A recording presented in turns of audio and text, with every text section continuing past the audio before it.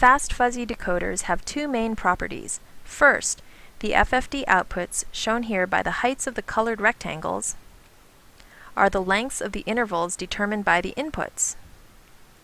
If the FFD has three unequal inputs, between 0 and the maximum value, there are four intervals, 1, 2, 3, 4, and four corresponding positive output values, 1, 2, 3, 4. The other outputs are 0. If the components are nonlinear neurons, the outputs are measures of the intervals rather than the exact lengths, but that doesn't change the effectiveness of the fuzzy logic.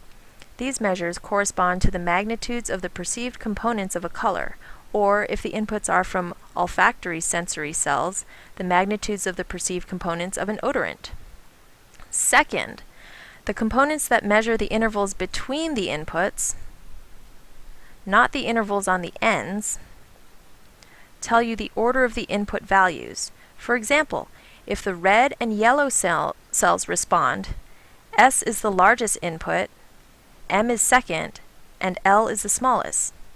That the intervals on the ends are not included in this property explains the differences between color and black and white. Watch the color cell responses as this line crosses the other two. Each time the order of the inputs changes, different color cells respond. One more time.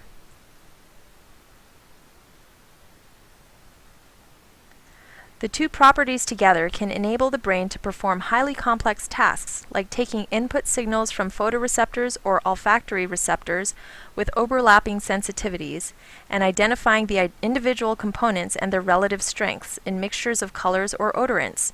This identification is independent of the intensity of the photostimulus or concentration of the odorants.